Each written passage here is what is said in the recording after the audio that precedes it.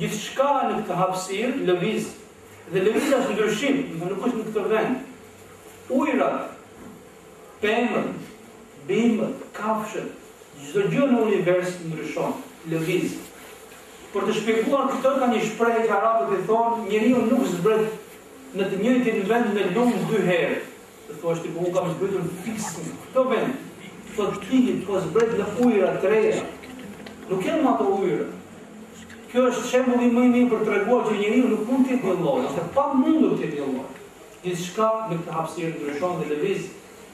Ndryshimi është ligji i Zotit në jetën tonë.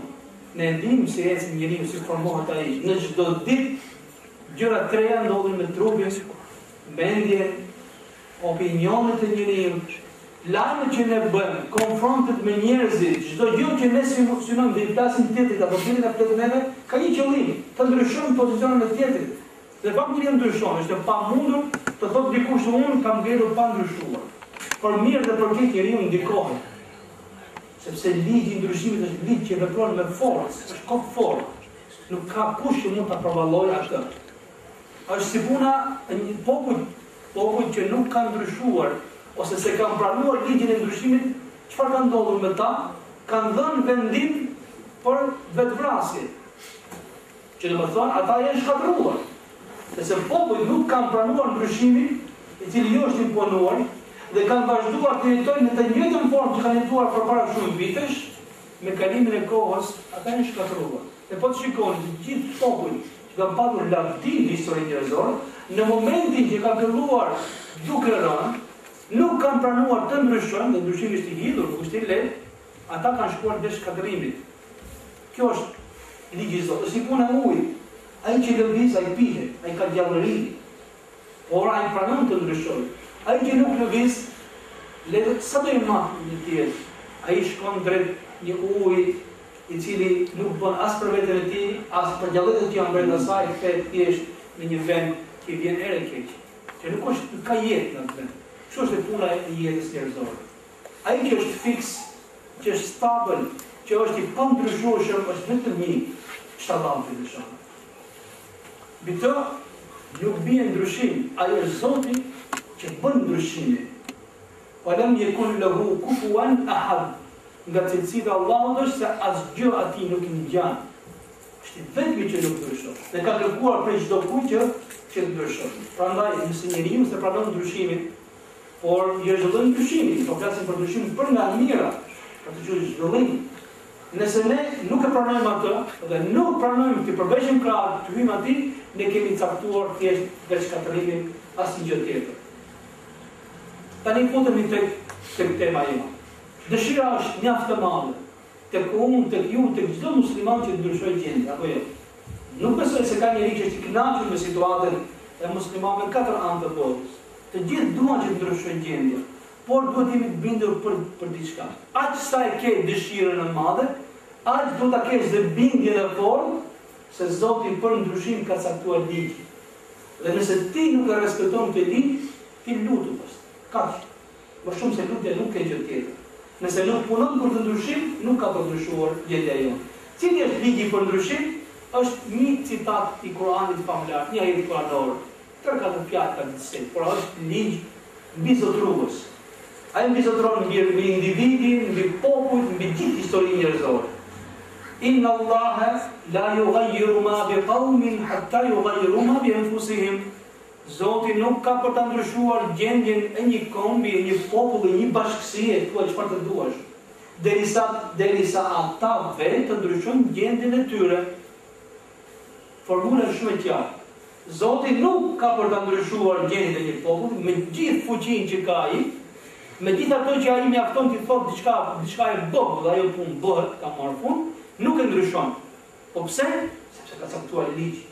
Kur ka për të ndryshuar, derisa të ndodhë një fazë përpara kësaj, ata vetë të ndryshojnë gjendjet e tyre, vetet e tyre. Do të thonë, përgjigja është shumë e qartë. Kurani ka lartë shumë i qartë. Ndryshoni ju vetën tuaj, të ndryshojë Zoti gjendjen tuaj. Siç kemi në popull Zoti thotë ruhu të tuaj, nevojshëm të tjerë. Ndryshon të ndryshojë Zoti. Ndryshoni gjendjen tënde dhe kjo për ta parë se ndryshimi i Zotit ka për të ardhur. Prandaj boshti temës tonë është i qartë dhe thjesht do t'i ilustrojmë këtë bosht. Le të shpresojmë që ky bosht ka përcjellë i qartë në gjithë jetën tonë. Ne kështu e kuptojmë situatën tonë. Ne nuk kemi ndryshuar, prandaj s'ka ndryshuar Zoti gjendjen tonë. Jo se ai nuk mundet, ai mundet ta ndryshojë. Edhe e kam përmendur edhe në temat e kaluara. Zoti ka caktuar që këtë fe që është feja e fundit ta bëjë triumfatore me njeriu, nëpërmjet njeriu. Prandaj kam përmendur shpesh herë, nuk ka pasur shumë mrekulli profeti Elisa. Jo se nuk jepte Zoti mrekulli, por ishte momenti dhe kohë që mendja duhet të punonte më shumë, jo mrekullia. Mrekullia është imponim, është forcë, të imponon. Ndërsa mendja duhet punon. Sepse ai u dërgua tek një popull që duhet të kuptojë që Zoti nëpërmjet nesh i është fitore kësaj feje, nëpërmjet nesh e çon këtë fe në fund. Prandaj, ajeti është shumë i qartë, ndryshoni ju o njerëz vetët tuaj, këto që keni brenda vetes, edhe tjetër ndryshojnë vetë edhe vetë, dalë nga dalë, keni për të parë se ka përparë ndryshimi i madh që ju s'mund ta bëni, që është ndryshimi që vjen prej Zotit të gjithësisë. Ky ajet fakt ka dy kuptime. Njëri kuptim thotë kështu: nëse ti ose ju o njerëz jeni mirë me Zotin, i keni marrëdhënie të mirë, bëni punë të mira, mundohuni të largoni gjunaheve, jeni sigurt s'ka për të ndryshuar Zoti bollokun, pasurinë, mbarsinë, s'ka për të bërë keq. Pa ndryshuar ju gjendjen tuaj. Do të thotë Zoti ka për ta mbajtur fjalën e tij. Nëse ju jeni të rregullt të mirë, ka për të dhënë bollok, mbarsi, punë të shkojë mirë. Nuk e ndryshon Zoti nga e mira në të keqe pa ndryshuar ju. Jo, nuk e ndryshon. Kjo është kuptimi i parë. Edhe historia e njerëzve tregon se kur njerëzit e kanë prishur marrëdhënien e tyre me Zotin, bolloku është zëvendësuar me varfëri, mbarësia me tresllëk. Po kush e bëri këtë punë? E bëri njeriu. Dhe ligji i Zotit thotë që kur njeriu ndryshon, e ndryshon dhe Zoti gjendjen. Kjo është ligj. Edhe muslimanët nuk kanë qenë në gjendje që janë sot, kanë qenë shumë mirë, me mijëra vite, me qindra dhe mijëra vite më radhë. Por kur ndryshoi gjendja e tyre? Kur ndryshuan vetë muslimanët. Kur ata ndryshuan marrëdhënien me Zotin, kur ngjeli Islami tek një fjalë goje, kur njerëzit filluan të krenohen me emër dhe pa esencë brenda këtij emri, e ndryshoi Zoti gjendjen e tyre. Dhe prapë ligji vazhdon të jetë. Prapë ndryshoi një gjendje ju, se keni për ta parë që unë prapë do të ndryshoj gjendjen tuaj. Kjo është pjesa e parë ose kuptimi i parë. Pra, nëse ti je mirë, i ke marrëdhënie të forta me Zotin, ai s'ka për të sprovuar. Në kuptimin që nuk ka për ta bërë keq. Sprova nuk do të thotë që është e keq gjithmonë. Nuk është mirë për ty. Zoti e mban fjalën e tij. Kuptimi i dytë, rreth të cilit flasim sonte, thotë, nëse ju jeni keq, jeni ngushtë, e ndini vetën si plet, por të dalë prej kësaj, aty ku ato zemra, duhet bëni të njëjtën gjë. Të ndryshoni nga e keqja në të mirë. Marrëdhëniet e dobët do të zhveshoni marrëdhënie të mira me Zotin. Kur ti bëni këto, keni për të parë se Zoti do të ndryshojë gjendjen tuaj. Edhe rreth kësaj teme do të flasim sonte. Po ashtu, ky ajet ka dy faza të ndryshimit. Zoti nuk e ndryshon gjendjen, kjo është njëra pjesë, pra kjo është ndryshimi që bën Zoti. Derisa vetë njerëzit të bëjnë ndryshimin e tyre. Pra njëra pjesë është ndryshimi që vjen prej Allahut dhe lëshon, edhe ajo është madhështor. Ai është jashtë fuqive tonë. Po ka dhe një fazë tjetër. Ndryshimi që duhet bëjmë ne si njerëz, edhe po ta shikosh, Zoti thotë, kur ta bëni ju fazën e parë, do të bëjmë fazën e dytë. Edhe dietarët thonë kështu. Thonë se puna e njeriu i cili ka në dorë një sferë, e ke në dorë këtë sferë, mund të bësh me të çfarë të duash. Por ti vetë je brenda një sfere më të madhe. Këtë sferë në vogël ti ke në dorë, ama një sferë më e madhe ka futur brenda. Kur ti thotë të ndryshosh ato që është në sferën e vogël që ti ke në dorë, ndryshon Zoti sferën e madhe që është ambienti rreth teje. Ti s'e ke në dorë atë. Ai ka në dorë ty. Po kur ti të bësh pjesën tënde, ke për ta parë se Zoti do të ndryshojë pjesën tjetër që ti s'e ke në dorë. Në fakt identike kështu ka ndodhur me jetën e pejgamberit sa në Mekë. A mos mendoni vallë se sahabët kanë menduar ndonjëherë që do të vijë koha të jetë parë të botës që mbretërit superfuqitë asaj kohe do të përuleshin, ata vetë do të shërbejnë format e tyre. Muslimanët e parë kanë menduar kur do vijë një moment 5 minuta të falë namazin para i kërbash pas shtëpive. Ka qenë maksimumi që kanë menduar. Por ka kërkuar Zoti vazhdimisht ndryshoni ju gjendjen tuaj. Dhe në fakt se kanë ndryruar kur të dytën. Kanë ndryruar shumë më pak se kaq. Por në fakt çfarë bën ata? Për 13 vite në Mekë, 10 në Medinë, ata punuan shumë tek e para. Dhe realisht e realizuan të parë. Në momentin që realizuan të parë, nuk shkuan shumë vite, ju dha Zoti ato që kur se kishin imagjinuar. A kishin menduar ndonjëherë ta njerëz që s'ishin ngopur me bukën e tokës? Kishin vuajtur për bukë. Që këto të bëhen të parë të dynjas. Që thesarët dhe kisrat të shtrihin përpara tyre, kur se kishin menduar. Kjo është pjesa që bën Zoti. Ajo është mahnitse, ajo është jashtë vëmendjes, nuk mund të imagjinohet. Por kur vjen kjo, vjen kur njëri të bëj atë që ka ndodhur. Po ashtu, ky ajet flet për ndryshimin e rangit individi dhe ndryshimin e rangit xhamatit. Sepse dikush mund të thotë, po se kam xhamatin dorë, unë këtë xhami se kam dorë. Sa vetë jemi këtu? Po thotë, bëj në rangun tonë personal, sepse zakonisht e kërkojmë ndryshimin të tjetrit. Rastisht se fillon të vetja e vet. Thotë, nëse ti si individ e bën ndryshimin, në rangun individual që për të bërë se Zoti ka për të bërë planin e tij. Por nëse bëhen shumë shok, edhe bëhen 1, 2, 5, 10, rritet ndryshimi, bëhet grand xhamat. Dhe në fakt, shpeshherë duan ta bëjnë ndryshimin nga lart poshtë. Gjithë kështu mendon. Ndryshimi bëhet nga lart, por në fakt ligi thotë është i qartë, bëhet nga poshtë, nga vetja jote. Po kjo vetë që ka pak vështirë me thënë drejtë. Nësa duket kur dështojmë këtu, mendohemi të zgjidhim probleme të tjera, dhe në fakt ata e kërkojnë zgjidhjen tek unë tek ata në fund fare nuk do të asnjë gjë. Sepse kërkush nuk pranon ti përveç krahut fillon të vetë ti. Imam Hasan al-Banna Zoti më shoh ta paston një fjalë. O vëllezër thoshte. Fush betejë e parë është vetja juaj. Nëse ju e mundni atë, fitoni me të, jam i sigurt se betejat tjerë do të jenë shumë më të lehta. Si më të lehta? Si përballës me sistemin që është diktator dhe i dhunshëm, a thoshte po fituat betejën me veten? Po sa thoshte nga mendja e tij, në ajetin, në hadithin e qartë të tij. Me siguri betejat tjerë do të jenë shumë më të lehta. Por nëse dështoni ju tek betejë me veten tuaj, betejat tjerë do të jenë shumë më të vështira. Edhe zakonisht ai ka punuar në këtë pikë. Qoftë një individ vetëm, të ndryshojë një individ, me siguri do të ndodhë shumë më mirë se sa kur ndryshojmë këtë pjesën jashtme, dhe s'kemi ndryshuar atë që është brenda një. Pra, ndryshimi duhet kërkuar tek vetë. Tek vetë imi, tek vetë imi. Po bën 2, 3, 5, 10 që besojnë të ndryshimin dhe i hyjnë të ndryshimin, me siguri do të ndryshojë situata.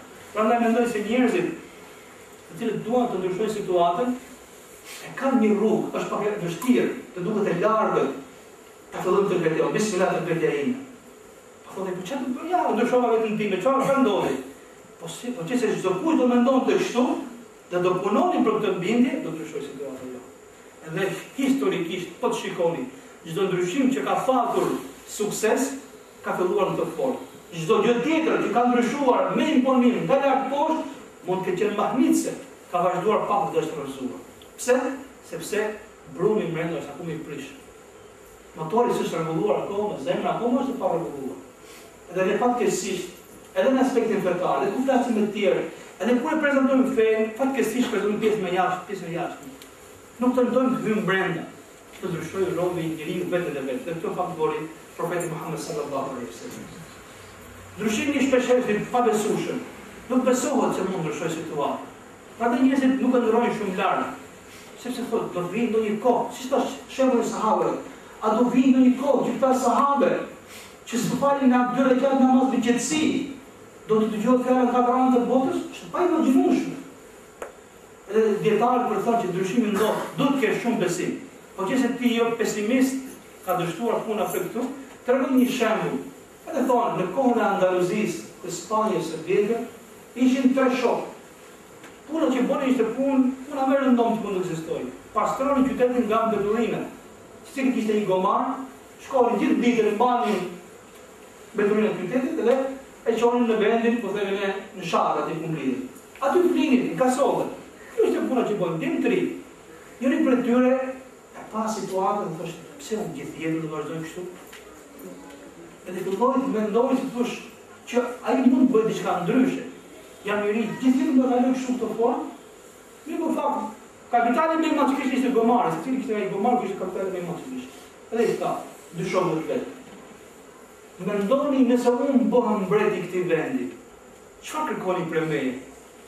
Normalisht fillojnë të qeshin me të.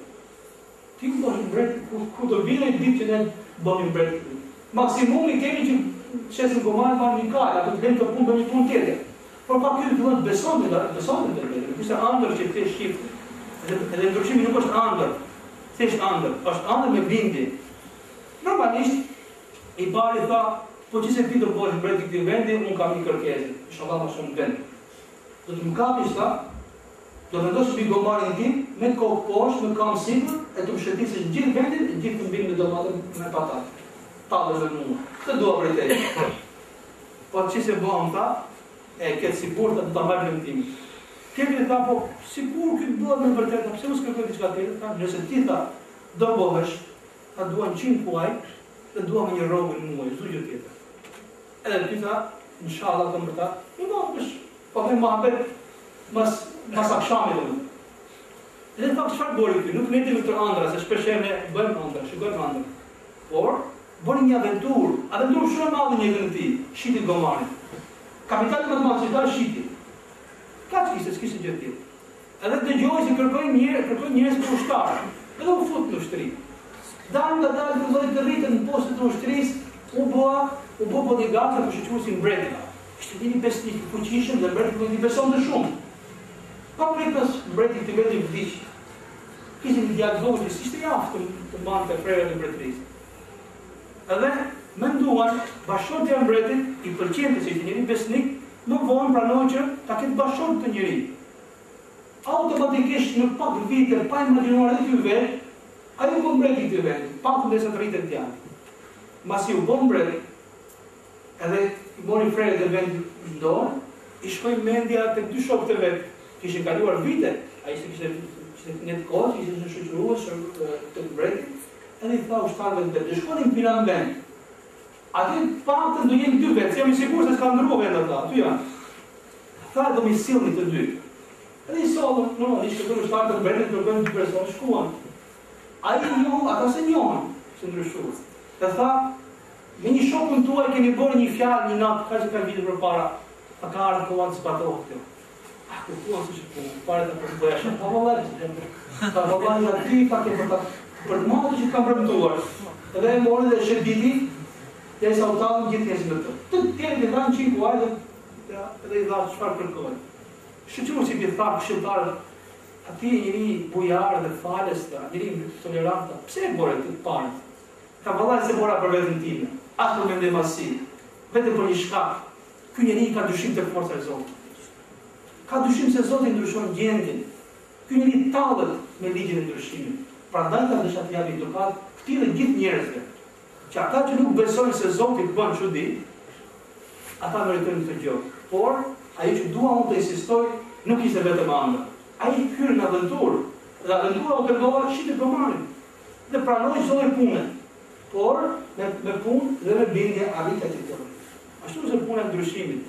Njeriu pas pati besim tek ndryshimi, por nuk pati besim se Zoti ndryshon gjendjen, meriton si i pari ta shëtisit. Pra kjo është pjesa që është. Procesi i ndryshimit është procesi më i vështirë që ekziston.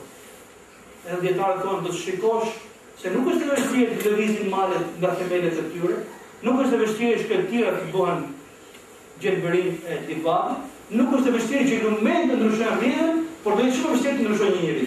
Është shumë vështirë. Pse? Sepse njeriu vetë nuk pranon të hyjë në betejë me veten e tij, do shkon veten e vet. Do nefs. Është shumë vështirë.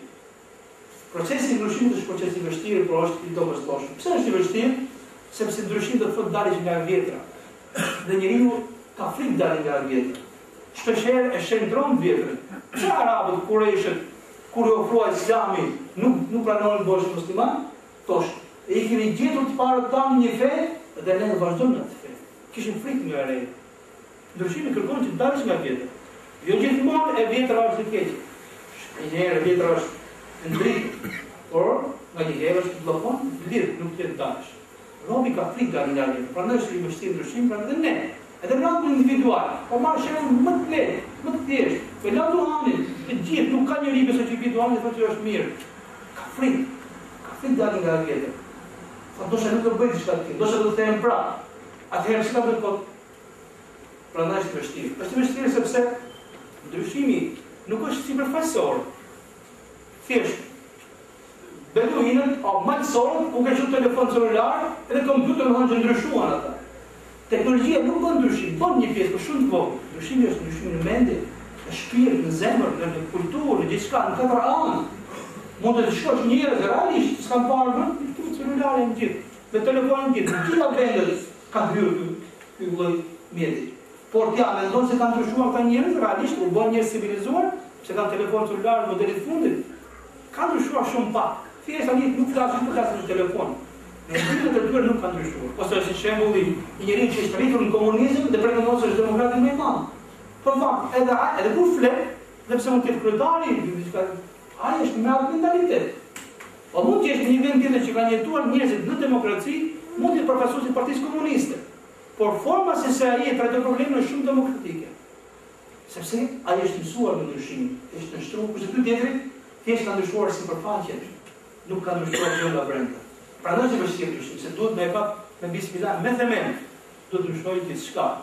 Ndryshimi është i vështirë sepse ka aventurë në vetë. Të ndryshojë është aventurë. Dhe njeriu ka frikë për aventurë. Po të shikosh, njerëzit që s'kan bërë aventurë në jetë, po jo gjithmonë aventura është e mirë, kanë ngjenë atë gjë që kanë gjithmonë. Në nivelin e shkencës, tregtisë, ushtrisë, ekonomisë, gjitha. Po ti se spranon bësh pak aventurë, është e vështirë të ndryshosh. Më mirë thotë, jam kështu si çfarë. Ku e di, ndoshta ndodh diçka më keqe. Dhe njerëzit që gjithmonë stepën në të ligjit e kanë shumë vështirë ta për ndryshim. Për ndryshimi është vështirë. Dhe situata jote musliman. Pse? Kemi frikë.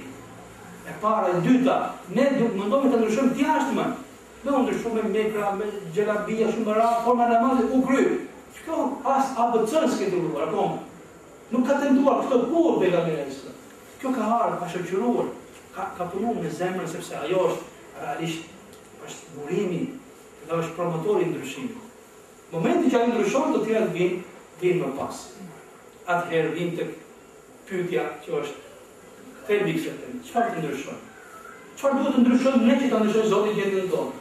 Dhe ka dietarë që kanë bërë libra për këtë temë. Ku ka dhënë këtë pikë dhe thonë gjithë ndryshin.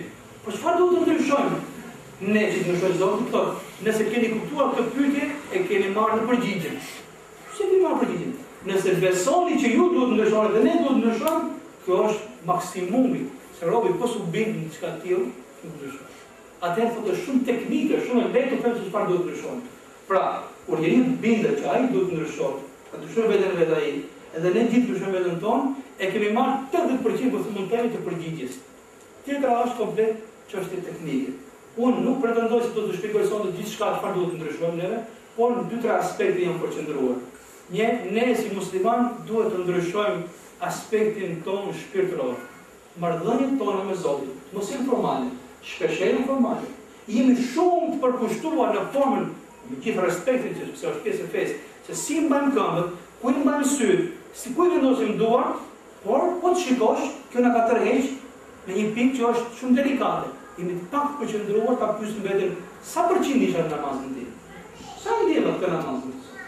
Edhe me kalimin e kohës, na bëhet normale dhe gjithë problemi është bëhet të ndryshojmë fakt. Kjo ngjelet thjesht në aspektin formal. Të ndryshojmë marrëdhëniet tona me Zotin, marrëdhëniet me gjunafet, marrëdhëniet me punë të mira, me thjeshtësinë, modestinë para Zotit. Kjo është sekreti dhe rritari më i fortë. Po të ishin muslimanë të mirë, unë, ti dhe gjithë mirë, a mendoni se Zoti do lindë muslimanë të gjendje? Por në fakt, ai prapë për mëshirës e bën, i edukon. Çdo tërheqje e veshit është edukim për ta. Duhet të ndryshoni juve, mos flini gjumë. Unë nuk ju shkatërroj juve, por nuk ju jap sukses që se jeni të gjendje. Ju patjetër duhet të ndryshoni. Më gjithmonë e mban impresion. Kjo është aspekti më i madh që ne duhet të ndryshojmë. Marrëdhëniet tona edhe fillon nga vetja me Zotin e Gjithësisë. Po të shikojmë dhe ndoshta në tema të ardhur flasim në të çështje, kemi shumë për ndryshuar. Të hyjmë në thelbin, esencën e marrëdhënies me Zotin. Ta duam Zotin, ta duam profetin, ta duam xhenetin. Dhe dashuria nuk është thjesht besim. Besimi është një hap, dashuria është hap më i madh se ta. Ka Islam, kemi dëgjuar, ka Islam, ka iman, ka dhe ihsan. Islami është dorëzim tek Zoti, imani është me besim, ihsani është grada më e lartë e besimit. E bën veprimin sikur je i sigurt se po sikur ti po e sheh Zotin. Edhe nëse ti nuk e sheh, je i sigurt ai shikon ty. Është shumë lart besimi. Kur të arrijmë këto nivele, me siguri ka ndryshuar gjendja jonë. Ai që duhet ndryshojmë është aspekti konceptual, nëse koncepte. Kemi koncepte të gabuara. mbi besimin tonë, mbi fenë tonë. Për shembull, ne themi vetë se jemi musliman, me siguri që Zoti na do shumë ne se sa ato që pinë alkool dhe pinë drogë dhe bëjnë imoralitet. Por harrojmë se për tyre ka shumë njerëz që punojnë. Ka shumë njerëz që japin maksimumin e mundshëm. Punojnë 8 orë në punë dhe 8 orë punë dhe 8 orë në punë. Në përgjithësi, mos me thonë 100%, 80% muslimanë se kanë konceptin e kohës. Atëherë duhet të ndryshosh konceptin e punës, konceptin e djersës, konceptin e produktit. Mos shqiptoj se je musliman. Arabët e kanë pejgamberin e Islam, ne jemi bërë musliman, të shihni njerëz të ndryshumnë. Tha mos bëni kështu. Ju thjesht jeni bërë musliman, por koha s'kam besimin në zemrën tuaj. Është fazë tjetër. Do të ndryshojmë konceptin pra se Zoti ka për të dhënë atij njeriu që mundohen në lodh. Edhe sikur ti jo besimtar. Të ndryshojmë konceptin e drejtësisë. Kemi folur për këtë temë. Kur mos marrim drejtësinë neve, ka për ta rrezuar Zoti. Kur ta mbajmë që aty drejtësinë ka për ta mbajtur Zoti. Pse? Ka ta mbajtur një shtyllë fortë, është shtylla ekzistentës së kësaj toke, që është shtylla e drejtësisë. Por desa jemi egoist. Edhe na duket vetë se u bën musliman, u fshin gjithçka, edhe na duket vetë, a vetëm xhamila ne jemi musliman, ato skuptojnë nga dynjaja asra herë, ne kuptojmë gjithë, kjo vetë mashtrim. E ato punojnë, ata ecin e rrin brapa, edhe I bëjmë fat vetes tonë me gjëra të tilla. Nëse nuk bëjmë analiza ngjarje, do të themi, ma bëj halal vllai. Kjo është një kaderi I Zotit. Edhe me kaq mjaftohemi, bëjmë gabime, bëjmë rreshitje të mëdha, bëjmë dhe krime, dhe punë fare, e bën Allah njëri ishte I mirë, dhe s'bëm analiza, atëherë ne nuk ndryshojmë. Nëse atëherë bëjmë analiza, për gjërat më të vogla ti jep tërheqje, sepse ndjen përgjegjësi për punën që ka bërë. Çdo thotë që ne s'besojmë kaderin. E që është kader do të ndodhi. Por edhe mas kaderave ka marrë faturash. Nuk do galipa ato që kemi bërë gabim. Kur ndryshojnë muslimanët konceptet e tyre, para ishte koncepti shpirtëror. Do të ndryshojë dytë është aspekti konceptual. Duhet të ndryshojnë konceptet tona mbi jetën, mbi marrëdhëniet me Zotin. Atëherë, kur të kuptojmë që duhet veten me shkund, por jo me vetë fshikulluar nga rraf, duhet të shkund shumë, me siguri, tu fillon peri dhe me drejtim. Tu është fillimi I gjithçka. Ai që duhet ndryshojë është aspekti praktik, në jetën e përditshme. Duhet të ketë produktivitet. Ai shihet hajrin muslimanit. Ky njeriu, çfarë bën për jetën? Çfarë bën për familjen e vet? Familja e vet po sa pa hajrin të robit, ç'është besimi I tij? Fak sahabët kanë qenë njerëz produktiv. Çdo kush ka pa hajrin, jo vetëm familja, por pa gjithë botën. Musliman tregon vetëm praktik. Mondo, kurse ti kur ti nuk ke punë, ti je dembel, ti thjesht flet dhe nuk të shihësh, nuk ka për ndryshuar gjë. Përkundrazi, ne do jemi sebeb për ta ulur edhe më tepër të fenë. Kur po spatëm konceptin e punës, konceptin e djersës, konceptin e organizimit, si kush e kush bën kokën e vet. Nuk e duam organizim, ose e duam teorikisht, po me praktikisht e cili ka mendjen e vet. Se pranojmë të parin, se pranojmë dhe gabimin. Gabimi në xhamat është shumë më mirë se saktësia në ndërtim. Me por ne nuk punojmë dot në xhamat. S'punojmë dot morta. Se zili mundohet atëherë, thotë Zoti vazhdoni këtë gjendje. Nuk ka ndryshuar gjendja juaj, sepse feja juaj është fe kolektive, është fe e xhamatit, nuk është fe e individëve. Sikur të Superman e individ. Është individ, nuk do të ndryshojë shumë vonë. Pra duhet të ndryshojë aspekti praktik. Duhet të ndryshojë dituria, arsimi mes muslimanëve, ekonomia muslimane. Kur të ndryshojë këtë përqindje, që mos jeni 70 milion që zini shkrim dhe lexim, por të jeni 70 milion dietar, atëherë ka ndryshuar gjendja juaj. Kjo është ajo që arrit të ndryshojë. Të tre aspekte të mëdha. Edhe një herë përsëris. Marrëdhëniet tona me Zotin dhe kjo është shumë e madhe. Konceptet tona duhet të ndryshojnë dhe duhet të ndryshojnë praktik. Ne duhet ta tregojmë praktik se me vërtet kemi ndryshuar. Nëse mund ta shpreh pak më shkurt rrugën e ndryshimit ka disa hapa. Ku fillon ajo? Fillon me bindjen për ndryshim. Po su bindet ti për ndryshim, le të mundohet gjithë bota me ta heqë duhanin, me lloj me dënime, shumë me gjova, tu ta pish një vend tjetër. Pse? Sepse ti nuk ke vendosur për të ndryshuar. Kjo është hapi I parë. Kur njeriu bindet për ndryshim, atëherë tjerë janë shumë të tjerë. Kur ai nuk bindet, në Amerikë, në vitet 30, ka dalë ligj, ka se si ligj do të kalohet atje te alkooli. Me ligj, dhe me shërat kur nuk ka qenë fort domethënë.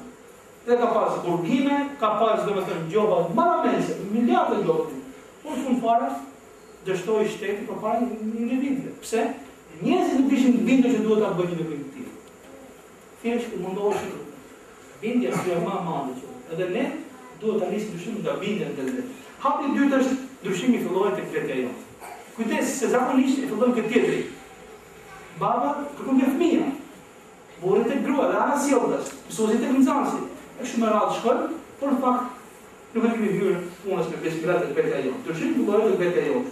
E treta është thuhet që njeriu që është njeri i zgjuar e shef të mirë tek vetja e vet. Unë çfarë mund të bëj? Kurse njeriu normal thotë, "Oh, sa mirë, ti e pasur këtë gjë." Asnjëherë nuk shef vetë vetë, por shef mund të tjetër. Kurse njeriu që të zgjuar thotë, "Unë personalisht a e kam këtë gjë?" Atëherë ta vëm punë. Se kam ta fitoj atë. Njerëzit të tjerë bëjnë analiza të tjera. Pastaj mundohet të krijosh kushtet për të ndryshuar të tjerë. Se ke dorë ndryshime të tjera, ke dorë të krijosh kushtet atyre të tjerë për të ndryshuar. Çfarë thonë?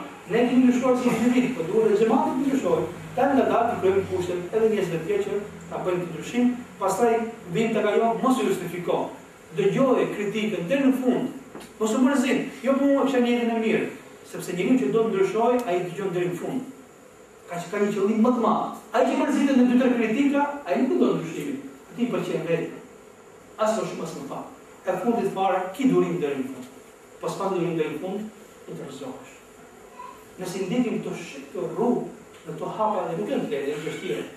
A dini se mund të zgjasim me 20, 30, 40, 50 vite? Nuk e di. Koha nuk është dorën tonë. Mund të ishme gjatë, por ama kemi hyrë në rrugën e ndryshme. Për ndryshe, ne rrotullohemi. Rreth vetes tonë dhe as gjeti nuk ndryshon. Pak a shumë kjo është tema që kisha përsonte, ligjet e ndryshimit. Shkurt, nëse harroni çdo fjalë, këta jetë nëse harroni. Zoti nuk ka për ta ndryshuar edhe fjala e Zotit është e fortë, është e fuqishme, nuk është nevojë të flasësh shumë. Fjala e Zotit, në krahasim me fjalët tona, është si puna e Zotit me njerëzit. Nuk ka krahasim. Zoti nuk ka për të ndryshuar gjendjen e një populli, derisa ata vetë ndryshojnë vetët e tyre. Kjo le të jetë. Duam ndryshim, atëherë bismillah ta nisim. Nëse ne vonojmë, do të vënohet ndryshimi që është më i madh. Unë tani në fund se temën do të bëj një përsëritje të asaj që kemi folur për 11 takim. Ky është takimi 11 dhe i fundit. E para ka qenë hyrje në ligjet e Zotit, dua të parëmend vetëm këtë gjë. Siç mësonin ligjet e fizikës, biologjisë, dhe themi ligje që ata janë të forta, pas lidhje formule nuk e din përfundimin, edhe në tokë Zoti ka ligje. Edhe jeta jote është me ligje. Po ti je më të ngadalë. Nëse ne si respektojmë dhe si shfrytëzojmë, ka se kokën për mua se nuk do të ndryshojë kurrë gjë. Ai që i shfrytëzon, ai është me Zot. Ti rri me besim, por ligji është kokë. Kjo është po themi esenca e temës faktësi. Pastaj kemi hyrë në ligjet e sprovës, kemi thënë që çdo gjë në këtë botë është sprovë. E mira është sprovë, e keqja është sprovë, çdo kush do të provohet. Prandaj çdo gjë merret si provim. Çdo gjë është e harit, por me qëllim që ta kuptosh esencën e së sprovës. Pastaj kemi folur për ligjet e diversitetit. Zoti ka dashur të botë tjetër ndryshme. Plotëson njëra tjetër. Ti mos mendosh se ke për të ndryshuar. Ai ka caktuar. Unë i miri në të keqin plotëson gjithë skenën dhe arenën e kësaj dynjaje. Kështu e ka thënë Zoti i Sistis. Po do ta jeni ndryshonte, por thjesht ka dashur që ne të punojmë për të plotësuar njëri tjetrin. Pastaj për rrezikun kemi folur, për furnizimin. Esenca e kësaj teme është Zoti i furnizon dhe çdo gjë vetë. Por fara e grurit dhe elbit mbinë në tokë. Do të shkojnë atë në tokë. Rreziku ka caktuar Zoti, por duhet të bësh ato ta fituar për rrezik. Pastaj kemi folur për padrejsinë dhe fjalia më e mirë për këtë fjalia e Imam Ibn Taymiyah Zoti më shumë të thoshte. Zoti ka për të dhënë sukses një shteti. Jo besimtar që është i drejtë dhe nuk ka për të dhënë sukses një shteti besimtar që është i padrejtë. Kjo është formula më e mirë për të temë. Pastaj kemi folur për ligjin e mohirit të mirave. Dhe ai pranor thotë, nëse ju i mohoni të mira, dënimi më shumë i ashpër. Nëse falenderoni, unë do t'ju shtoj të mirat e mi. Dhe ka shumë forma të mohimit të mirave, pastaj më fol për ligjet e vetmashtrimit. Kujdes, nëse Zoti të jep pasurinë dhe mbarësi, jo gjithmonë sepse ti je i dashur tek Zoti, mund të sprovoj, edhe mos u mashtro nga ajo që u ka dhënë ju besimtarëve, njerëz që nuk janë mirë, sepse ai po i vetë mashtron. Ata po shkojnë drejt shkatërimit të tyre. Prandaj mos u mashtro me kësaj. Po dhe vetëm tani do ta kontrollosh. Kemi folur për ligjin e punëve të mira. Aty ku ka punë të mira do të ketë gjithmonë rezultate të mira. Pastaj kemi folur për ligjin e gjunaheve. Gjunahu që nuk pasohet me tobe e ka për ta patur ndikimin edhe mas shumë vitesh. Ky ka qenë përfundimi i këtij mësimi. Pastaj mi fol për fitoren dhe humbjen, të gjithë duan fitoren dhe nuk e duan humbjen, por ka rregulla, ka ligje për të arritur të fitoren. Tema e fundit kjo ishte ligji për ndryshim. Ai i pranoi të qartë, ndryshoni ju veten tuaj, të ndryshoni Zoti gjendjen tuaj. Ai që duhet të them në fund të kësaj teme është profeti Muhammed sallallahu alaihi wasallam ka qenë profeti i Zotit.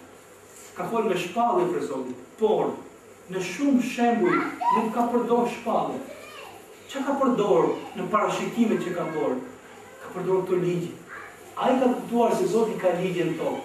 Dhe kur ka folur për të ardhmen, jo gjithmonë se ka pasur shpallje, por ka folur mbi bazën e ligjeve. Po themi, marrë shembull. Një profesor i zgjuar matematike e kupton që ka një gabim në ushtrim, edhe pse akoma s'ka lidhje të përfundimit, por ai nuk ha, është diçka që nuk shkon. Ose sigura e zbulimit të Plutonit, u zbulua pa u parë. Pse ai pa u parë? Sepse e kuptua nga që ka ligje, është një forcë që tërheqet, do të jetë diçka. Ashtu dhe pejgamberi Alesa, ku ka folur për të ardhmen, ka folur mbi bazën e këtyre ligjeve. Ai ka kuptuar që Zoti ka ligje. Që po kjo punë do të ndodhi kjo. Ja që ka një shembull. Ka për të thënë, do të turrin ju njerëzit muslimanëve, siç i turrin njerëzit e unë pa ngrënë një tas me ushqim. A është të thonë që ka qenë me shpallje? Mund të jetë, me qenë me shpallje, por dhe parashikim. Çfarë kanë sahabët e pejgamberit Alesa? Çfarë pyetje i bën? Që pjesa e dukshme, i thanë, a do jenë pak atë ditë muslimanë të profetit i Zotit? Sepse ata dinin që do na mundin të shkojmë pak. Por ai tregoi një shembull që ata në atë kohë se kapin dot. Jo, do jenë shumë, po do jenë shkumë si shkuma e prejtë. Edhe kur njerëzit bëhen shkumë, nuk ka fajde, nuk ka dobi numri. Ai e parashikoi situatën tonë mbi bazën e ligjit, se nuk është me numër kjo punë, por është me peshin që ti. Po ashtu ka dhënë një shembull tjetër, tha do të ngrihet dituria, ilmi, do ngrihet. Edhe i tha shokëve, po si do ngrihet profeti i Zotit? Ne po ja mësojmë fëmijëve Kur'anin, hadithet tuaja, edhe fëmijët tanë do të mësojnë fëmijëve tyre shumë radhë. A tha, a si ke parë që i futet që ja mësojnë fëmijëve tyre, po mësojnë Teuratin, po shpërfitojnë për Teuratin. Pra kjo është lexim, nuk është dituri. Robi lexon, por nuk kupton kur gjë. E tha, do vi koha dhe nuk me tim, do lexoj shumë, po s'kuptojnë gjë. Pse? Sepse ka njerëz që 2-3 radhë lexojnë, e kuptojnë ata. E morën diturin, si puna ti beduinit që erdhi dhe dha, i tha pejgamberi selam tani sa shoku një shoku vet mësoi ka Kur'an. Edhe i tregoi surën Zelzele, kur tronditët tokën fund tha, kur kush bën një punë mirë sa grimca atomi do ja shoh hajrin, kush bën një të keq sa grimca do ja shoh sherrin. Dhe ai iku. E tha profeti ai iku. Sa çfarë lexove këtë ajet? Atëherë ka njerëz që e ka kuptuar. E kuptoi dallën me mesajën. Ose lodhë të. Ai kuptoi sekretin. Ky është formula për të njëjtë. Atë nuk është kusht se sa lexon njeriu. Kto e parashikon pejgamberi sa? Do vi kohë, do ketë shumë libra, do ketë shumë mësim me lexim shumë radh, njerëzit s'do kuptojnë. Pse? Lexojnë dhe nuk kuptojnë. Atëherë nëse sahabët u çuditën se si do të ketë mundësi që muslimanët janë shumë, e të tjerë do të turën në shtëpi. E si ka mundësi që do rritet leximi, por s'do ketë dituri, ne tash kemi parë diçka të tillë. Apo jo? E di muslimanët 1 miliard gjys, diku 1 miliard 600 milion në shkollë. Financi e madhe. Por ama jemi në nivelin e shkumës, pa të kemi këtë nivel. Nëse ne kemi pasur që ka shumë lexim, shumë libra, shumë biblioteka, po ka pak njerëz të ditur, prapë kemi parë. Ne s'po kuptojmë këtë dytën. S'po kuptojmë si ta ruajmë tasën e ushqimit që mos ta marrim tjerë. Dhe s'po kuptojmë si ta bëjmë diturin. Kjo është lufta dhe betejë. Këto të parë që se dini sa ne kuptuam, na duhet të kuptojmë të pjesën tjetër. Dhe ligjet e ndryshimit na ndihmojnë për diçka të tillë, ta ruajmë tasën e ushqimit tonë, që të mos ta marrim tjerë dhe ta bëjmë diturinë tonë. Ju Zotin e gjithësisë ka bënë nga ata njerëz që ka thënë Zoti diturinë, ka bënë nga ata njerëz që kanë kuptuar se ndryshimin duhet ta bëjnë tek vetja e tyre. Fundit tek Zoti kemi pasur llogarinë për vetën tonë, ta kemi pasur mundësi. Dhe ju Allahu të dëshon të gjithmonë ta komë në takime të tilla të hajrit, ku janë takime që Zoti i pëlqen, i beton, janë vënë me lekët e rendit të tij dhe i përmend tek mesërisë të tij. Allah është të të mira. Inshallah, takimin e ardhshëm takohemi pas namazit të akşamit, nisë në rakete. Selamun alejkum wa rahmatullahi wa barakatuh.